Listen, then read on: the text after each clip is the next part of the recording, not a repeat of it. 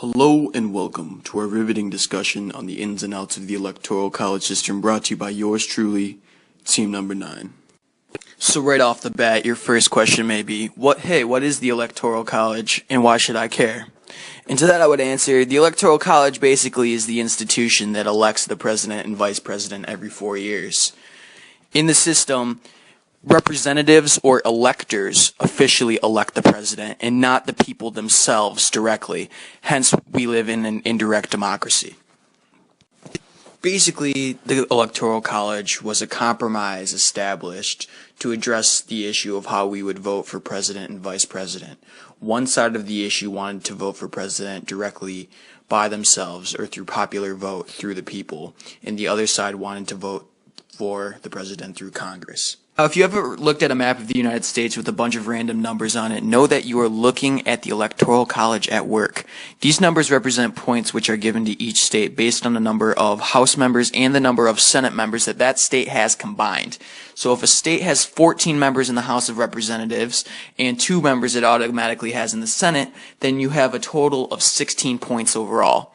In the United States, there are 538 electors overall, and the presidency requires 270 electoral votes to win. So why have an electoral college system? As I said earlier, the Electoral College was simply a compromise between two opposing sides on how we would vote for the president and vice president. But the Founding Fathers felt the Electoral College system was necessary for a few reasons. First, they questioned whether the voters were even capable of selecting a sufficient leader for the nation. If the people chose a bad or underqualified president, the Electoral College could override the vote with people who knew what they were talking about in terms of politics, hence the representatives or electors. Second, the Founding Fathers addressed that individual citizens really didn't have knowledge of candidates outside of their local area. People were just much more confined, and without resources like television and the internet, information did not spread. People were subjected to word of mouth and local newspapers, basically. In the beginning stages of the Electoral College, electors were given 2 votes, and the top vote getter was president, and the second highest became vice president. Candidates were chosen out of a pool of candidates. This only led to frustration and bitterness because it led to ties and conflicting ideology between president and vice president. In 1804, the 12th Amendment was ratified and has left the election process relatively unchanged. It provided separate elections for each office, and ties were decided in the House, where members were given 1 vote to cast for one of the 3 candidates who received the most electoral votes originally. This was huge because ties were really the biggest problem with the Electoral College process in the beginning.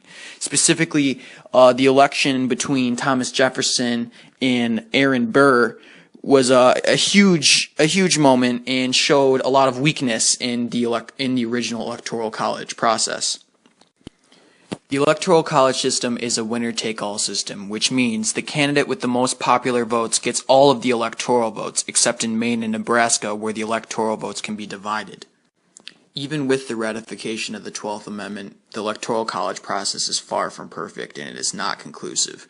There are many pros and cons to the system still today. Some of the pros or strengths of the Electoral College is that it maintains a federal system of government and representation. It also enhances the status of minority interests, as well as contributes to the cohesiveness of the country by requiring a distribution of popular support to the elected president. Lastly, some of the cons of the Electoral College, which lead to the debate over whether or not we should reform the entire system itself, begin with facts like the Electoral College system's failure to reflect the national popular opinion. Also, the Electoral College has a risk of faithless electors, as well as its potential role that it plays in the depressing voter turnout we see in the United States. People simply do not think their vote counts today.